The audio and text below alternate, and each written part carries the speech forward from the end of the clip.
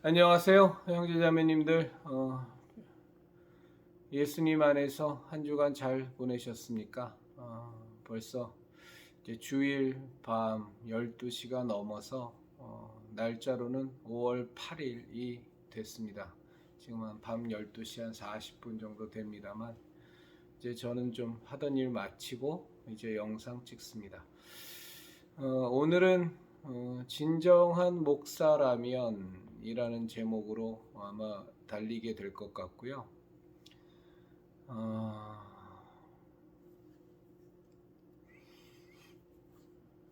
제가 다니던 작은 교회가 있었습니다.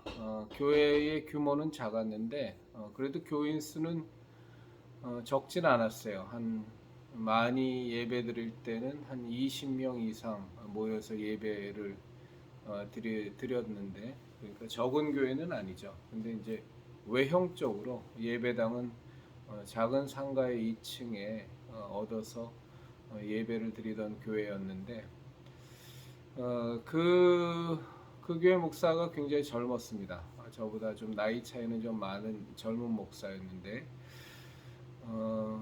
참 괜찮은 목사였어요. 뭐 저하고는 좀 이렇게 좀뭐 신앙적인 컬러는 달라도 뭐 색깔이 다르다고 해서 뭐 옳고 그런 건 아니니까 그 교회에 목회하는 것 중에서 뭐 마음에 안 드는 부분도 있고 마음에 드는 부분도 있었지만 그 중에서 제가 참 좋게 생각했던 건 뭐였냐면 그 교회는 특별한 일이 없는 이상 교인의 집에 신방을 가지를 않는 것을 원칙으로 했습니다. 그래서 굉장히 특이해서 왜 신방을 가지 않느냐 그랬더니 자기는 교회를 지켜야 된다. 이게 무슨 말이냐? 목사가 그 예배당에서 24시간을 거의 대기하는 거예요. 특별한 일이 없는 이상 24시간 예배당에서 아예 삽니다.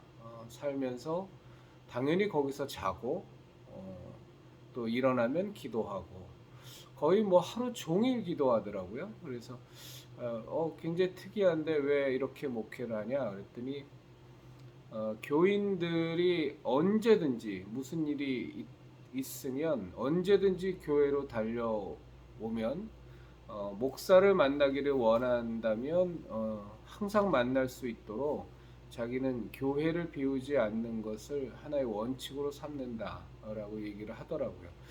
실제로 예배당에 제가 이렇게 저렇게 한 몇 번을 들렸었는데 추리닝 바람에 이렇게 반팔 티셔츠 입고 있는 목사를 이렇게 볼 수 있었습니다. 그냥 교회에서 계속 기도하고 있더라고요. 그리고 또 기도하고 싶은 성도들이 오면 함께 기도하고 또 기도 받기를 원하는 성도들에겐 바로 그 자리에서 기도해주고 저는 그 모습이 참 좋아 보였습니다. 뭐 다른 부정적인 모습은 뭐 오늘은 굳이 말씀드릴 필요는 없는 것 같고요. 제가 오늘 우리 형제 자매님들과 나누고 싶은 내용은 뭐냐면 정말 목사들이 그 교인 수가 많이 모이고 큰 예배당, 크고 화려한 예배당을 짓는 이 모습, 이것이 하나님께 소위 말해서 크게 쓰임 받는 모습. 예전에 뭐 큰 사자 목사님 막 이런 표현들 많이 썼었거든요. 근데 정말 거기서 이젠 좀 벗어나야 됩니다. 과거에는 우리가 경험이 없던 시절에는 이렇게 막 큰 예배당이 1980년대 때부터 본격적으로 막 지어지기 시작할 때 이제 사실 뭐 그때 저는 80년대에 본격적으로 이제 예수교 신앙을 갖게 됐었습니다만 그때는 막 큰 예배당 지어지고 막 수백 명, 수천 명, 수만 명이 모이면 무언가 어마어마한 그 하나님의 역사가 일어날 것 같은 뭐 정말 하나님의 온갖 복과 은혜가 그 교회에만 막 쏟아지는 것 같은 그런 생각들도 했었고 저 또한 그렇게 생각했었지만 그러나 이제 우리가 세월이 지나가 보니 정말 그 외형적인 것은 물량적인 것은 우리 예수교 신앙의 본질과는 전혀 상관이 없다라는 걸 우리가 이제는 알지 않습니까? 오히려 그 외형을 추구하다가 망해버린 목사가 뭐 한두 명입니까, 그렇죠? 작고한 조용기 목사도 마찬가지고 지금 뭐 살아계시지만 김삼환 목사 같은 경우도 또 유명하다고 하는 많은 목사들 보면 정말 그 목사가 처음 됐을 때 혹은 신학교에 처음 갔을 때 그 순전하고 내가 어찌하든지 정말 하나님의 뜻을 좇아서 영혼들을 섬기기 위하여 내 전체의 인생을 하나님께 그리고 성도들을 위하여 내가 헌신하고 희생하겠다라는 그런 순수한 마음을 가졌던 사람들이 교인이 늘어나고 예배당이 커지고 또 당연히 그와 함께 부와 권력이 따라오고 명예가 높아지고 하면서 망가지는 모습을 우린 지겹도록 많이 지금 보고 있잖아요. 그러니까 정말로 우리 예수님이 말씀하신 그대로입니다. 생명으로 인도하는 길은 좁고 협착해서 찾는 이가 적습니다. 넓고 평탄해서 찾는 이가 많으면 일단은 거기서 멈춰서서 목사라면 한 번은 굉장히 두렵고 떨리는 마음으로 주변을 돌아보고 자기 자신을 돌아볼 필요가 분명히 있습니다.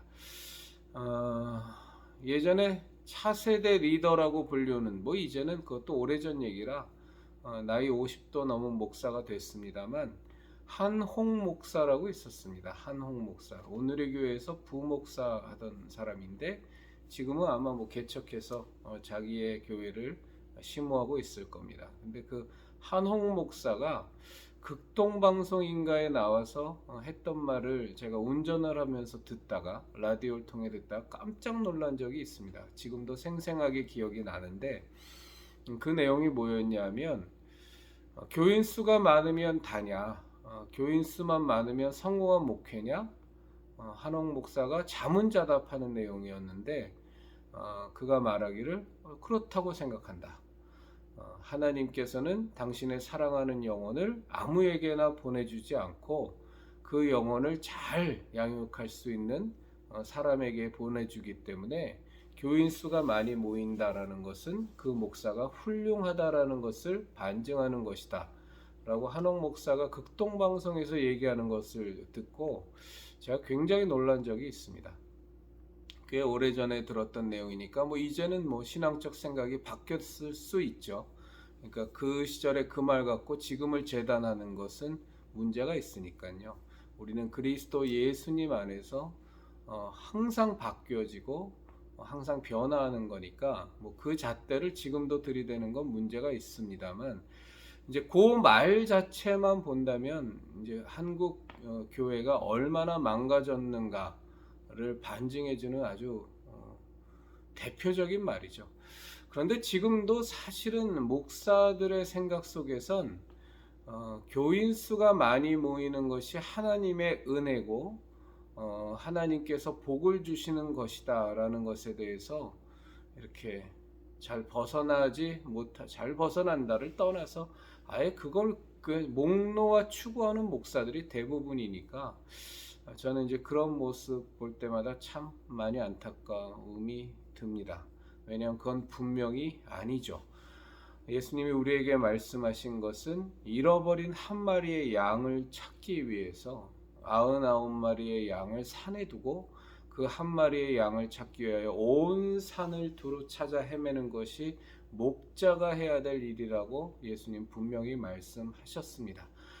그 잃어버린 한 마리의 양이라는 게 뭐겠어요? 제가 지난번 영상에도 말씀드렸지만 분명히 무언가 그냥 다른 사람과는 비교해 볼 때 여러 가지 마음에 불만이 가득한 사람일 수도 있고 또 핸디캡이 있는 사람일 수도 있고 깊은 상처가 있는 사람일 수도 있고 혹은 교만함이 많은 사람일 수도 있고 하나님에 대한 원망이 많은 사람일 수도 있고 뭐 다양한 사람이겠지만 하나 분명한 것은 무리에서 이탈될 수밖에 없는 그것이 정신적인 것이건 마음적인 것이건 육체적인 것이건 연약한 우리의 잃어버린 형제요 자매겠죠.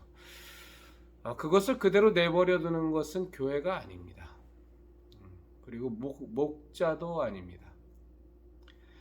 예전에 성전 건축이란 말은 제가 빼겠습니다. 저도 알게 모르게 영향을 받아서 예배당 건축을 할 때 목사들 사이에서 거의 정설처럼 그 주고받는 말이 있었습니다. 그게 뭐냐면 교인들이 아무리 반발을 하고 요즘은 해당되지 않는 말인데 한 10여 년 전 이전에는 이 말이 통용됐습니다. 교인들이 아무리 반발을 하고 불만을 갖더라도 이유를 불문하고 예배당을 크고 화려하게 지어라. 그러면 그것에 대해서 이해하지 못하고 받아들일 수 없는 교인들은 아마 그 교회를 떠날 거다. 그런데 그래도 지어라. 크고 화려한 예배당을 지어놓으면 떠난 사람보다 몇 배, 몇십 배 교인들이 무조건 더 오니까 무리를 해서라도 교인들의 반발이 있더라도 무조건 예배당을 크고 화려하게 지어라. 이게 정설처럼 목사들 사이에 주고받던 말입니다. 굉장히 사악한 말이죠. 굉장히 사악한 말입니다. 입으로는 천하보다 귀한 한 영혼이라고 말을 하면서 실제로는 그 목사에게 있어서는 교인 수가 마치 내가 내 닭장에 닭이 몇 마리가 있느냐, 내 목장에 소가 몇 마리가 있느냐, 그거에 이상의 가치는 아무것도 없는 겁니다. 저는 이게 아까도 제가 한옥 목사에게 하면서 온누리교회 얘기를 했었는데, 제가 참 그때가 꽤 오래전 얘기인데 지금 또 그렇지 않을 수 있죠. 항상 변화할 수 있는 거니까 그냥 있었던 사실만 제가 말씀드리는 겁니다. 제가 그때 그 서울 근교 어디 부천인가 아니면 시황가에서 살 때일 것 같은데요. 이제 한 명을 전도했습니다. 전도해서 다 예수님 믿기로 하고, 또 제가 하용조 목사님을 굉장히 좋아했기 때문에, 그때는 하용조 목사님 살아계실 때니까요. 그래서 그 전도를 한 영혼이 그 동부 이천동 근처에서 살았어요. 자취를 했나 뭐 그런데 그 근처에서 주거지가 그 근처였습니다. 그래서 저는 이제 집 사는 곳이 그 소위 말해서 경기도였고, 그게 시화였던 뭐 아니 부천이었던 둘 중에 하나였을 텐데요. 그러니까 이 사람을 데리고 한두 번은 몰라도 저도 저희 가족들하고 예배를 같이 드려야 되니까 이렇게 매번 그 동부 이천동에 있는 온누리 교회까지 그 사람을 데리고 같이 예배를 드릴 수는 없었어요. 그래서 제가 그때 그 사람을 온누리교회로 인도를 하려고 온누리교회에 제가 전화를 했었습니다. 전화를 했었더니 한 여자 사무원이 제 전화를 받았는데, 이제 지금 우리 형제자매님들에게 말씀드린 자초지정을 쭉 설명했죠. 제가 주거지가 이렇고 지금 전도 다 했고 교회 나가기로 했고, 그래서 온누리교회로 추천했으니까 그 교회에서 그 형제가 사는 곳을 담당하는 뭐 부목사든 전도사든 계실 거 아니냐. 그래서 내가 전화번호를 알려줄 테니 거기다 직접 연락을 좀 해서 내가 형제한테 얘기를 해놓을 테니까 해서 좀 주일날 픽업을 해서 좀 예배에 참여할 수 있도록 이끌어주면 좋겠다 하고 얘기를 했었는데, 이제 그때 사실은 제 귀를 의심하는 굉장히 놀라운 얘기를 들었죠. 이제 그 말이 뭐였냐면, 우리 교회는 온누리 교회는 철칙상 규칙상 교회로 데리고 와야, 그리고 교회 등록을 해야 그때서부터 우리 교회에서 목회자들이 돌봐드립니다 라는 얘기를 하는 거예요. 그래서 제가 언뜻 이해가 안 됐어요. 그 말 자체가 이해가 안 됐다는 게 아니고 그 말의 내용이 너무 황당해서 제가 제대로 이해를 하고 있나 다시 물어봤습니다. 그러니까 지금 그 말씀하시는 내용은 제가 그 형제를 데리고 교회로 데리고 가야, 그리고 교회 등록을 해야 그때서부터 그 오늘의 교회 차원에서 그 형제를 돌봐준다는 뜻이냐? 내가 제대로 이해한 것이 맞냐? 먼저 전화해서 약속을 잡고 그렇게 해서 교회로 데려가지는 절대 안 한다는 뜻이냐? 오늘의 교회 교육자들은 그걸 철칙 규칙으로 삼는다는 뜻이냐? 하고 물어봤더니 너무나도 당당하게 그렇다라고 얘기를 했습니다. 사실은 그래서 이제 당황한 제가 다시 사무원한테 물어봤죠. 아니, 내가 알고 있기로, 내가 온누리 교회를 안 다녔던 사람도 아니고, 내가 알고 있기로 온누리 교회가 피 한 방울 섞여 있지 않는 저 아프리카, 중남미의 오지까지도 해외 선교사를 파송을 해서 어찌하든 한 영혼이라도 구원하겠다고 10만 명인가 1만 명인가의 선교사 파송을 목표로 세우고 가는 해외 선교에 열심을 내는 교회로 내가 알고 있는데, 지금 그 동네에 사는 형제에게 전화 한 통해서 약속 한번 잡고 그 형제를 교회로 인도하는 그 일은 못 하겠다는 거냐? 해외 선교를 그렇게 열심히 하는 교회가. 그랬더니 재차 그 사무원이 그렇다라고 얘기를 해서 너무 황당해서 잘 알아들었고 전화 끊겠다. 그리고 이제 끊고 아마 그 형제에게 오늘의 교회를 제가 추천하지 않고 다른 그 형제가 자기가 다니고 싶다는 교회가 있었나? 이건 뭐 다른 사유가 있어서 아마 그 형제가 다른 교회를 출석했던 걸로 제가 기억이 납니다. 한 20년이 훨씬 넘은 이야기라 제가 좀 헷갈릴 수 있는데, 주고받은 대화의 내용만큼은 제가 너무 충격적으로 주고받은 대화의 내용이어서 정확하게 기억하고 있습니다. 왜 이렇게 교회가 이 모양 이 꼬라지로 돌아갈까요? 왜 예배당 건축을 충분히 지금도 예배를 드릴 수 있는 건축물을 갖고 있음에도 불구하고 그것을 교인들이 엄청나게 많이 반대하고 정말로 무리하게 왜 지금 이 예배당 건축을 하려고 하느냐라는 많은 반대에도 불구하고 그 교인들이 떠나가는 것까지도 감수하면서까지 더 많은 교인들만 올 수 있다면 왜 무리하게 빚을 엄청나게 내가면서 예배당 건축을 왜 하는 것일까요? 그리고 왜 온누리 교회는 그 근처에 사는 한 영혼에 전화 한 통을 먼저 해서 그 영혼을 이끌어 가고자 하는 열심이 왜 없을까요?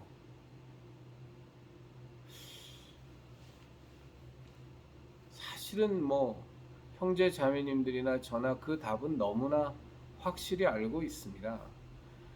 이 눈앞에 교인 수가 많아지면요,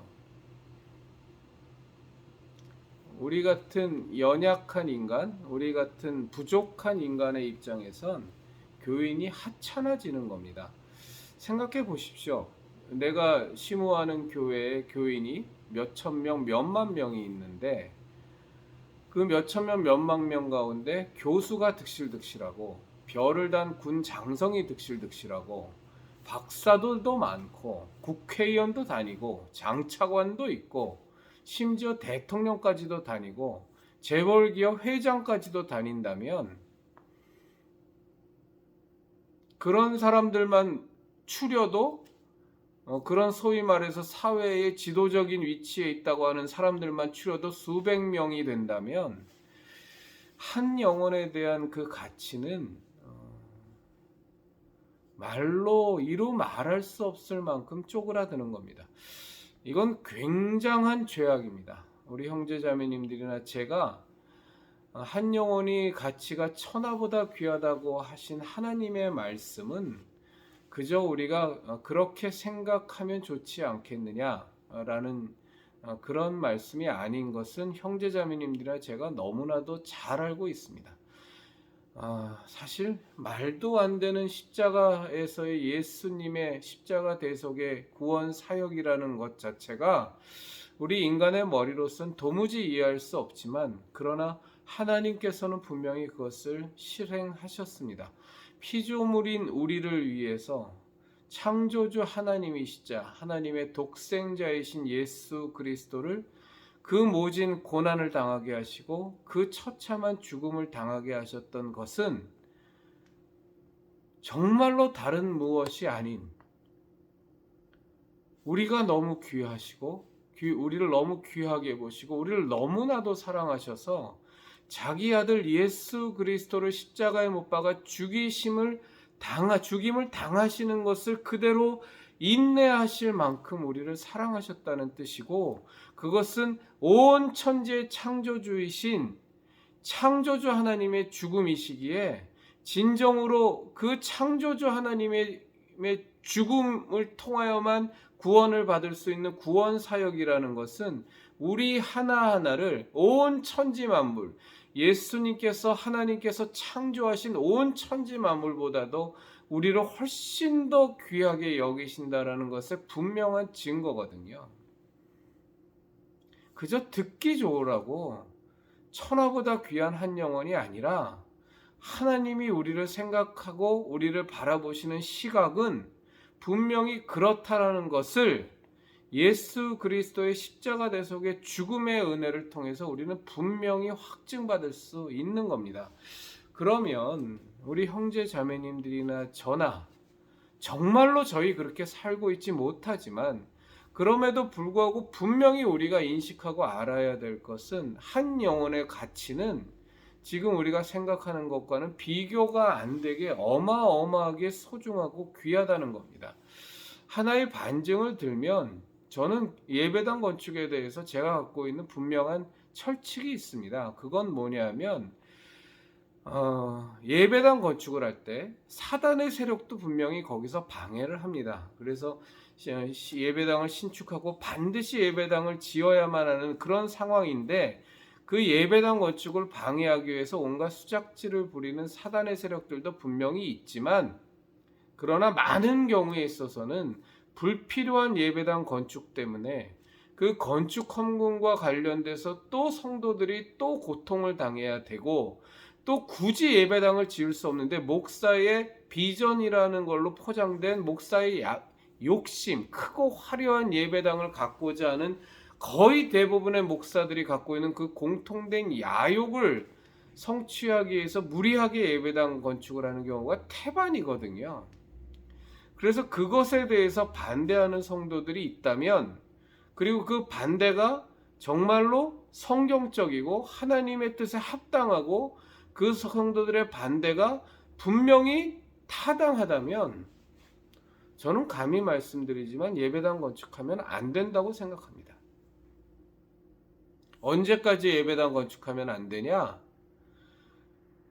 그 반대하는 성도들이 정말 마음으로 동의할 때까지 예배당 건축하면 안 된다고 생각합니다. 왜요? 천하보다 귀한 영혼이 바로 그 영혼이기 때문입니다. 예배당이라는 건물이 아무리 크고 화려하고 좋아 보이고 그것을 지으면 유익할지 몰라도 그것 때문에 영혼을 잃는다면 그건 정말로 영혼을 잡아먹는 목사도 아닌 사꾼일 뿐이지, 이리 때와 고음 때가 와서 양들을 잡아먹는 게 아니라 목사 자체가 교인을 잡아먹는, 본인도 천국에 들어가지 않고 교인들도 천국에 들어가는 것을 막는 예수님께서 강하게 질타하신 그 모습 그대로기 때문에 절대로 예배당 건축을 하면 안 된다고 생각합니다. 100번이고 1000번이고 예배당 건축을 반대하는 교인들과 모여서 정말로 이러저러하고, 지금 우리의 상황이 이러한데 교회의 시설은 너무 비좁고 교인들의 불편은 너무 크고, 그리고 우리에게 모여있는 헌금은 충분히 예배당 건축을 갈 수 있는데 큰 무리 없이 갈 수 있고 크게 빚내지 않아도 되고, 이런 것들을 서로 간에 같이 공유하면서 이러이러한 상황이니 형제님이 자매님이 정말로 이것을 좀 용납해 주셔야 됩니다 하는 절차를 100번 1000번을 가져서라도 그 과정을 밟아서 예배당 건축을 해야 된다고 생각하지, 그 영혼들이 떠날지라도 더 크고 화려하게 지어놓기만 하면 더 많은 영혼들이 올 수 있기 때문에 예배당 건축은 무조건 하는 것이 옳다라고 하는 이 생각은 정말로 그야말로 영혼 잡아먹는 사꾼의 생각이고요. 절대로 목자라는 것의 신분을 갖고 있는 사람이라면, 그것을 인식하는 사람이라면 절대로 할 수 없는 일입니다. 제가 오늘 우리 형제 자매님들과 꼭 나누고 싶은 얘기는, 저는 교회가 커지는 것에 대해서 굉장한 위험성을 많이 느끼는 사람입니다. 그런데 한국의 교회는 그것을 하나의 복과 은혜로 여태까지 치장하면서 여태까지 해왔죠. 그런데 지금 와서 보니까 정말로 굉장히 문제가 많죠. 이제 막 교인 수가, 그런 과중에 교인 수가 급감하고 나니까 제가 심지어 본 아주 심각한 경우의 예배당은 거의 한 300명 정도가 앉을 수 있는 그 적지 않은 교회 예배당이었는데, 주일날 대예배 때 10명도 안 되는 사람이 앉아서 예배 드리는 모습도 저는 그런 예배에도 참여해 본 적이 있습니다. 그럼 그 예배당을 어떻게 졌겠냐? 뭐 어마어마한 수억 수십억 원의 빚을 져서 그 예배당을 졌겠죠. 왜요? 그렇게 지어놓으면 교인들이 올 거라고 생각했겠죠. 크고 화려하게 지어만 놓고 보면. 그런데 그렇게 해서 교인들이 많이 모인다고 한들 그 교인이 교인이겠습니까? 교인일 수는 있겠지만 정말로 예수교 신앙인이겠습니까? 예수교 신앙인과 종교인은 정말로 다르다는 건 우리 형제자매님들과 제가 다시 한번 얘기하지 않아도 너무나도 분명히 아는 사실입니다. 저는 정말로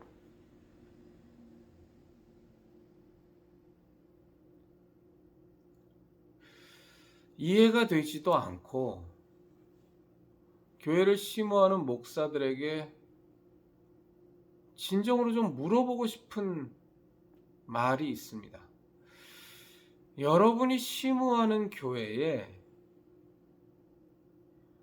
3년, 5년, 10년을 그 교회에서 소위 말해서 교회 생활을 했는데, 그리고 여러분의 설교를 들으면서 매 주일마다 예배를 드려왔고, 또 헌금도 해왔고, 그리고 새벽 예배에도 참석을 했고, 금요 심야기에도 참석을 해왔고, 여러 가지 또 이런저런 봉사도 해왔고, 그런 교인들이 여러분이 심호하는 교회에 있는데, 그리고 다닌 연수가 3년, 5년, 10년이 넘어가는데도 불구하고 정말로 그 교인 가운데 예수 그리스도의 십자가 대속의 은혜로 말미암아 확실하게 구원을 받은, 정말 십자가 대속의 은혜가 그 교인에게 분명히 새겨져 있고 확증되어 있다라는 그것이 보이지 않을 때, 그리고 그 십자가 대속의 은혜로 말미암아 하나님의 자녀로 확실하게 거듭났다라는 그 증거들이 목사인 입장에서 교인을 바라볼 때 알 수 있지 않습니까? 물론 신앙의 모든 것을 다 알 수는 없지만, 그래도 정말로 목자의 입장에서 정말 자기의 교인들을 짧지 않은 기간 동안, 수년 동안, 십수년 동안 지켜봐 왔다면 그 영혼이 종교인인지 예수교 신앙인인지, 아니면 그냥 교양으로 교회를 다니는 건지, 그냥 마음의 평안이나 얻으려고 다니는 건지, 미신처럼 다니는 건지, 우상숭배로 다니는 건지는 대화 자체를 안 한다면 모르겠지만, 진실로 대화하는 시간들을 가졌다면 눈에 보일 텐데, 그때 목사라는 타이틀을 달고 있는 당신들의 입장에서는 마음에 겁이 안 납니까?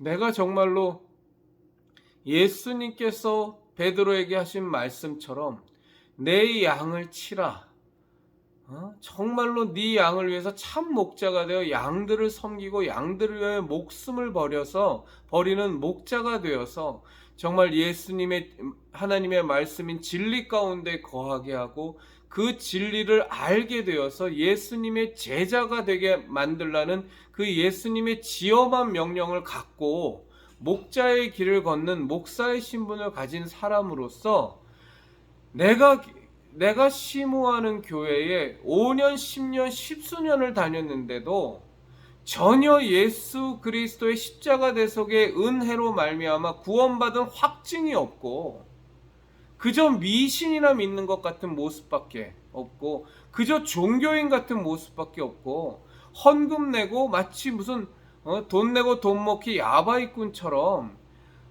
무슨 미신이요 우상 숭배하는 것 같은 모습, 복채 던지고 복이나 받으려고 하는 그런 모습을 갖고 있는 교인들을 볼 때, 혹은 지금도 점집을 다니면서 혹은 법륜이나 뭐 이런 사람들이 하는 그런 법회 같은 데도 쫓아다니면서 그 말씀 들으면 좋다고, 여러분 그거 아시죠? 법륜이라는 사람이 하는 그 무슨 증문즉설인가? 그 집회에 우리 그 기독교인들, 교회 다니는 사람들 무진장 거기 많이 갑니다.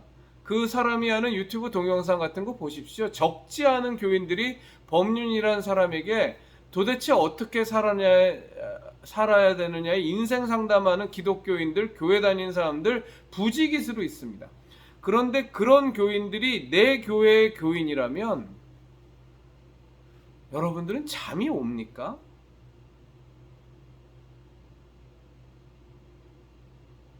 그 교인에 대해서는 뭐 하나님이 정하신 때에 하나님의 때가 이르면 그 교인도 알아서 변화시켜 주실 것이니까 내 책임은 없다라고 생각하십니까?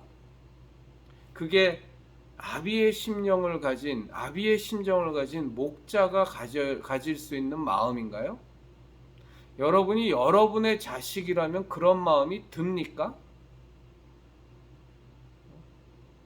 내 자식이 정말로 엇나가서 인생을 엉망진창으로 살아가고 온갖 사고를 치고 정말 해서는 안 되는 일을 하고 곁길로 새 나갔을 때 되면 돌아오니까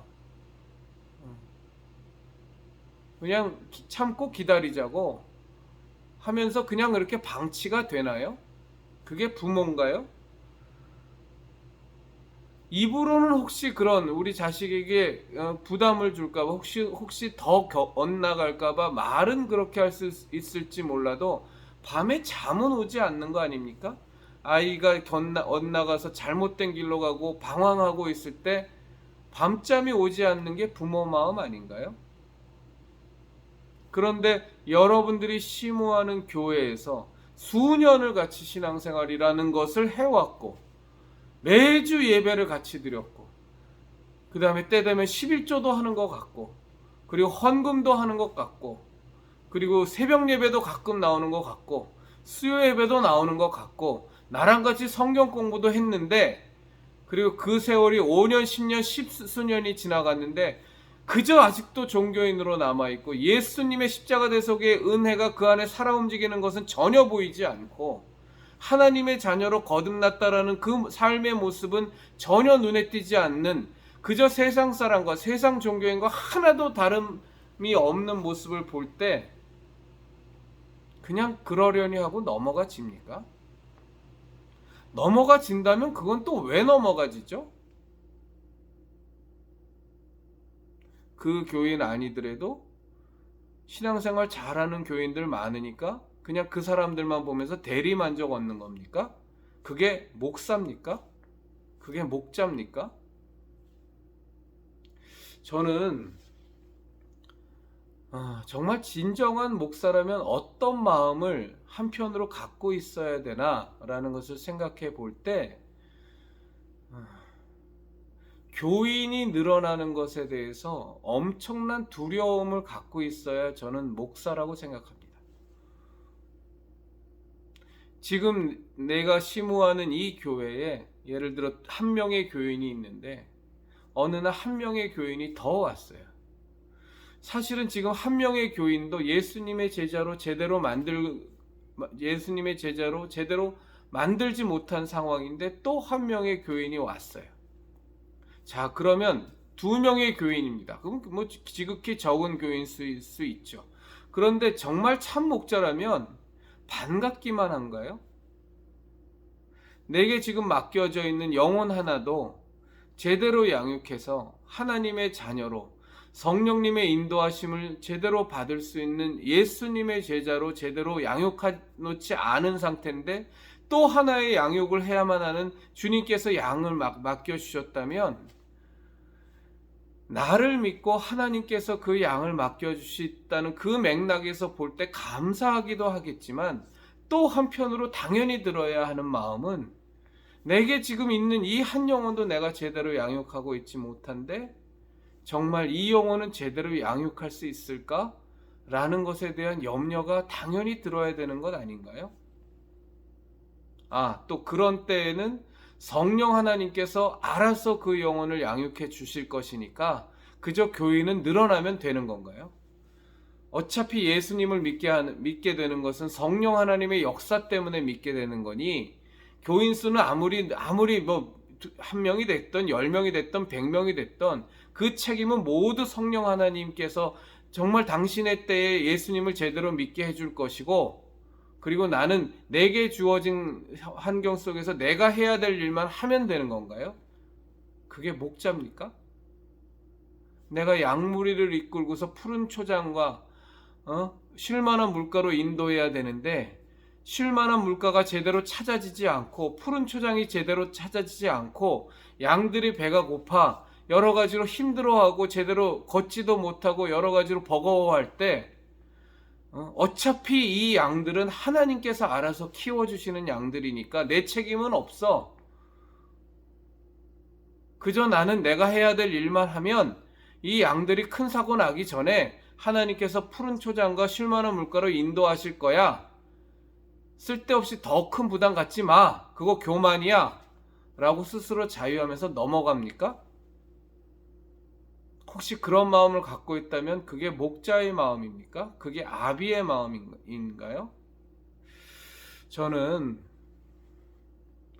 정말로 목사라면 진정으로 천하보다 귀한 영혼을 맡아서 하나님의 주신 사명 속에서 천하보다 귀한 영혼을 맡아서 그 영혼을 하나님의 신실한 자녀로 정말로 성령님의 인도함을 단독자로 받을 수 있는 성령님의 사람으로 예수 그리스도의 진리 가운데에서 정말 굳건히 서 있는 예수님의 제자로 만드는 것을 내 사명이요 내 평생을 통해서 정말로 영혼에게 내가 해야 될 분명한 소명이자 사명으로 생각하는 목사라면 자기가 심호하는 교회에 영혼들이 찾아오는 것에 대해서 너무너무 감사한 일이긴 하지만 그것만큼 혹은 그보다 더한 만큼의 걱정과 염려와 눈물과 한숨이 저는 반드시 있어야 된다고 생각합니다. 그것이 목자의 역할이고 제대로 된 목자가 가져야 될 마음이지 마치 영혼이 한 명이 찾아오면 저 영혼이 줄 11조는 또 얼마일 거고 저 영혼이 낼 헌금은 얼마일 거고 이 만약에 머릿속에서 돌아가는 것이 돈 계산이나 하고 있는 그 모습이 행여라도 목사들의 마음에 행여라도 있다면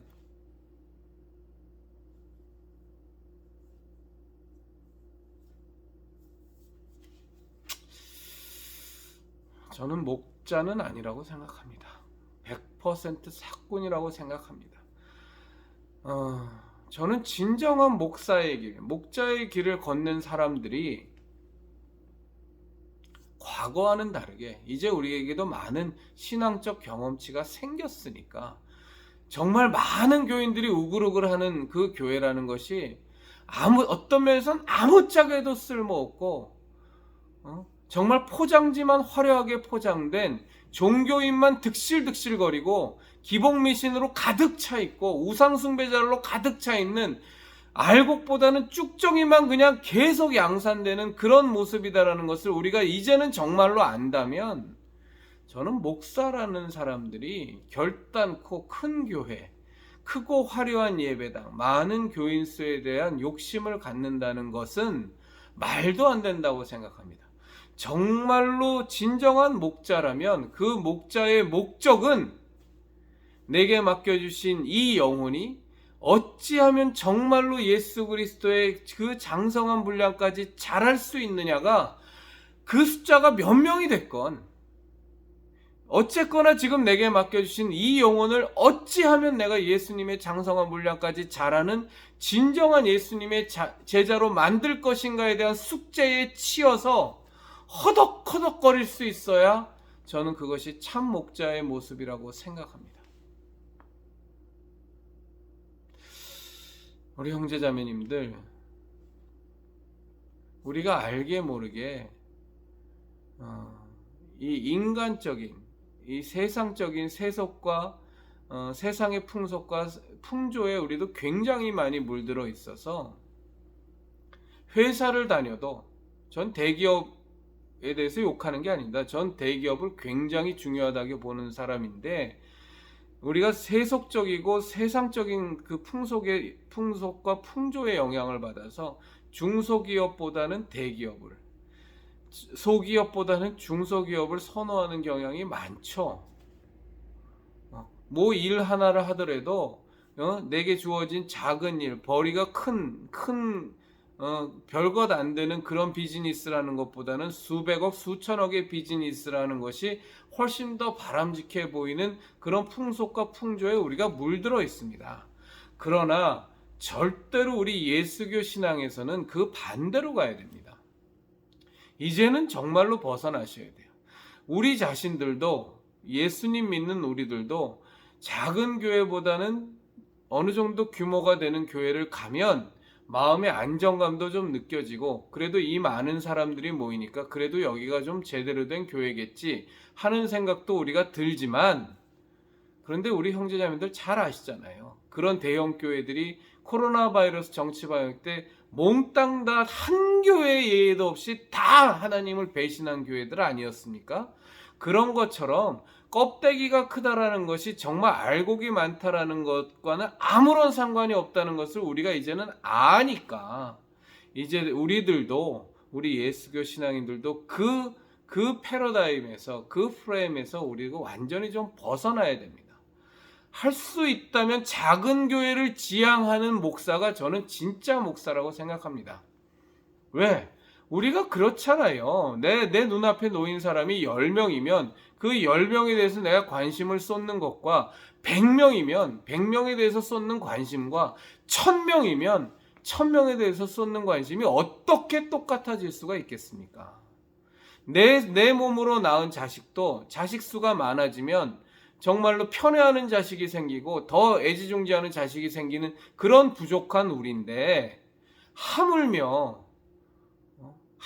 교인 숫자가 10명일 때와 100명일 때와 1000명일 때가 어떻게 우리 인간이 아무리 목사라는 타이틀을 달고 있다고 할지라도 그 쏟는 관심이 같을 수 있겠어요. 그러니까 우리 예수교 신앙인인 우리들도 정말 어떤 규모가 되는 교회 쫓아가는 거, 큰 교회가 더 건강한 교회라고 생각하는 거, 정말 여기서 이제 우리도 벗어나야 됩니다.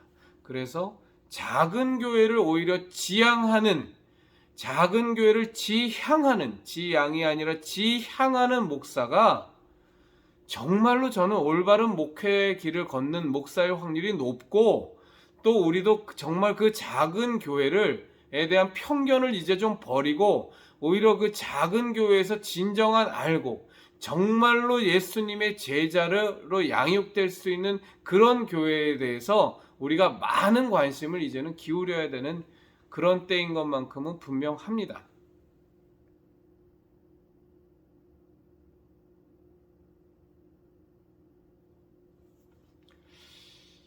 저는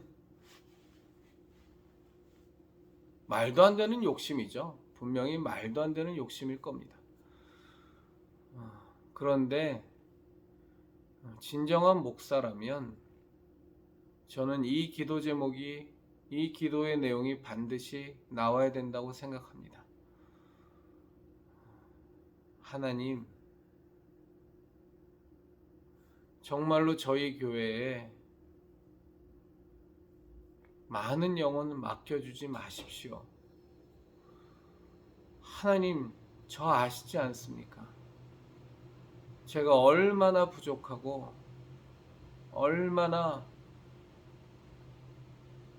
모자란 목사인지 하나님은 아시지 않습니까?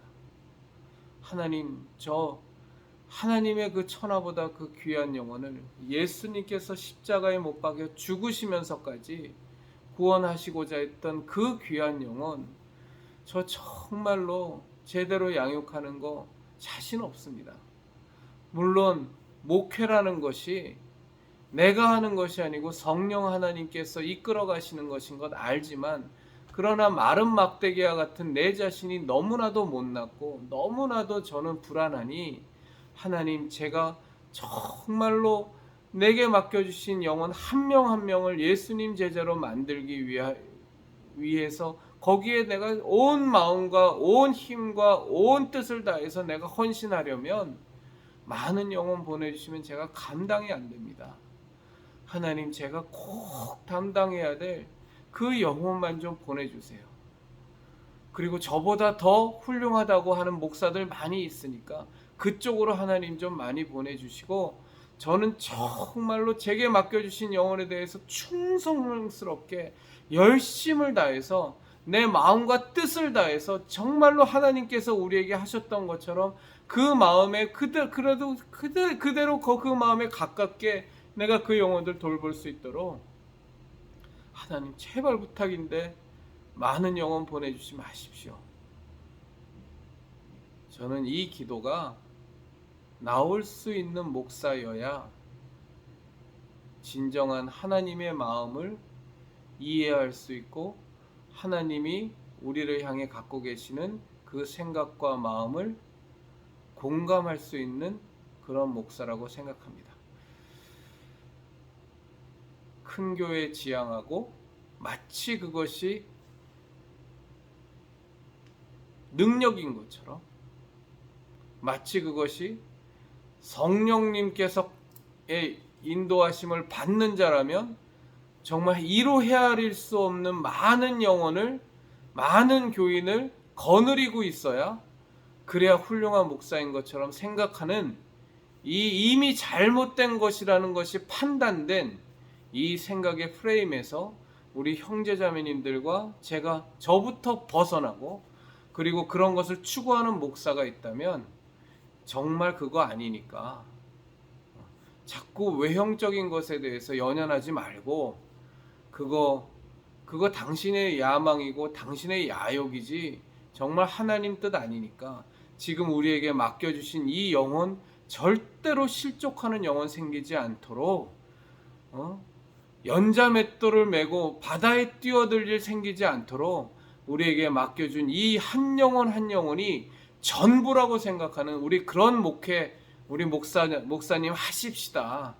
제발 전도를 열심히 하지 말자라는 것이 아니라, 전도야 우리의 사명이지만, 그러나 전도를 하는 목적이 교인 수를 늘리기 위한 목적이라면 정말로 우리 여기서 벗어나야 되는 겁니다. 우리가 진정 감당할 수 있는 영혼만, 그리고 우리에게 맡겨주신 영혼을 한 영혼도 놓치지 말고 절대로 실족하는 영혼 생기지 않도록 우리가 돌볼 수 있는 그 영혼에 최선을 다해서 돌보는 우리 그런 참된 목자 되십시다 하고, 교인들도 우리 형제자매님들도 목사를 설득하고 목사를 견책할 수 있어야 되고요.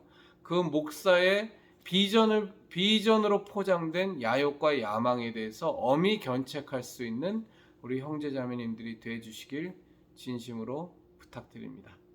늦은 시간 함께 해주셔서 감사드립니다. 감사합니다.